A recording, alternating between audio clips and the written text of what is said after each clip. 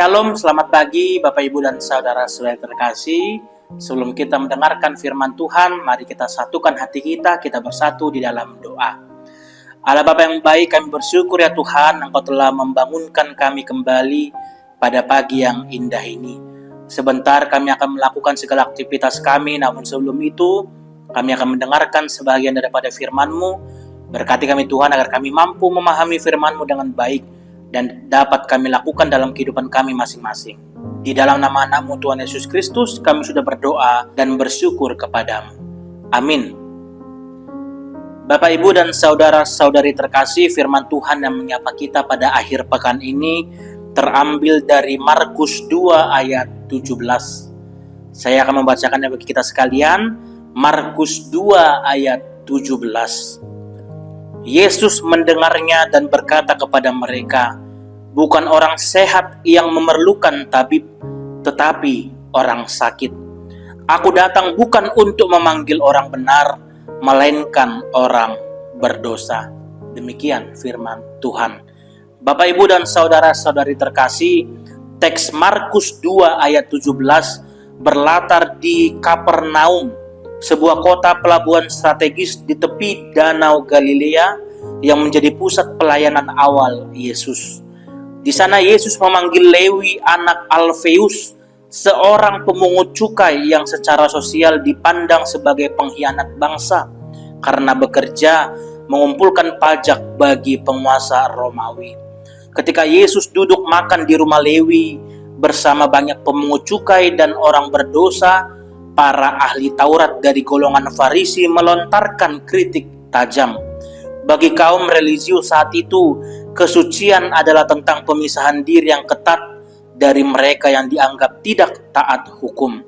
Tetapi Yesus justru menerobos batas-batas sosial tersebut, menunjukkan bahwa kehadirannya bukan untuk mengukuhkan stratifikasi sosial religius yang kaku, melainkan untuk membawa pemulihan bagi mereka yang terpinggirkan oleh sistem hukum yang legalistik dan menghakimi.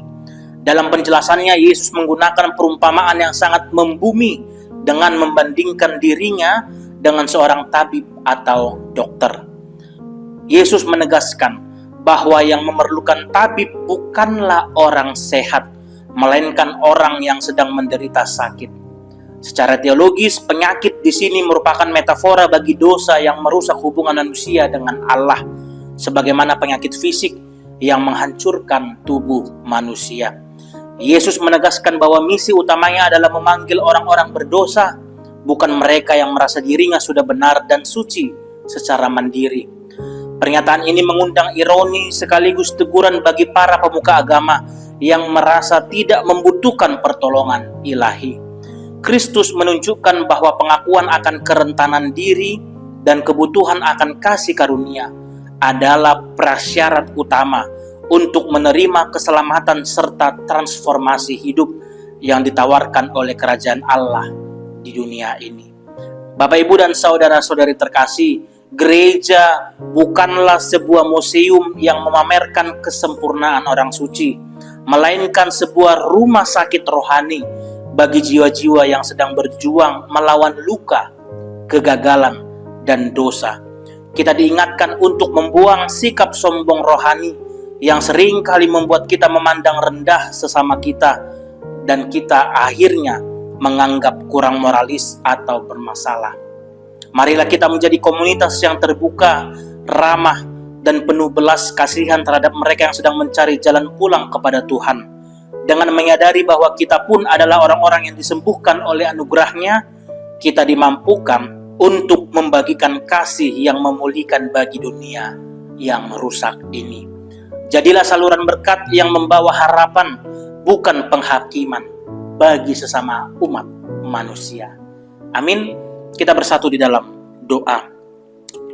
Bapa yang Maha Kasih dan Maha Kudus, kami sujud di hadapan-Mu dengan penuh rasa syukur atas firman-Mu pagi hari ini yang mengingatkan bahwa Engkau adalah tabib agung bagi jiwa kami. Engkau adalah Kristus. Engkau adalah pribadi yang datang menjamah kehidupan kami yang sakit dengan anugerah yang tidak terbatas dan pengakuan akan keberdosaan kami merupakan kunci utama untuk menerima pemulihan sejati dari tangan-Mu.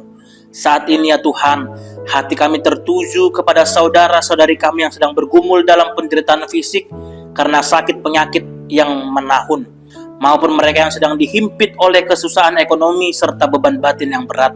Tuhan, kiranya tangan-Mu yang penuh kuasa memberikan kesembuhan yang ajaib, kekuatan yang baru dan pengharapan yang teguh bagi mereka yang merasa hampir menyerah menghadapi realitas hidup yang getir ini. Hiburkanlah mereka yang berduka dan berikanlah jalan keluar bagi setiap jiwa yang sedang terjebak dalam lorong gelap keputusasaan, agar mereka merasakan kehadiran-Mu sebagai sumber pertolongan yang nyata dalam kehidupan mereka. Kami juga memohon tuntunan Roh Kudus-Mu dalam mempersiapkan ibadah Minggu esok hari ya Tuhan. Berkati setiap hamba-Mu yang melayani, baik itu pemusik, petugas liturgi, song leader, multimedia, hingga pemberita firman, serta seluruh jemaat yang akan hadir, agar hati kami dipenuhi dengan kerinduan yang mendalam untuk menyembah-Mu dalam roh dan kebenaran.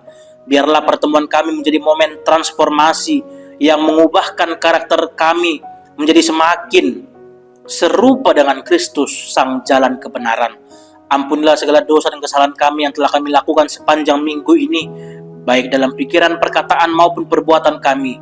Hapuskanlah segala noda kami dengan darah anak domba yang suci, sehingga kami layak berdiri di hadirat-Mu kelak. Di dalam nama Tuhan Yesus Kristus, Sang Tabib Agung yang memulihkan hidup kami naikkan doa dan permohonan ini. Amin. Selamat melanjutkan aktivitas kita pada pagi hari ini, Bapak, Ibu, dan saudara-saudari terkasih. Tuhan Yesus memberkati kita. Shalom.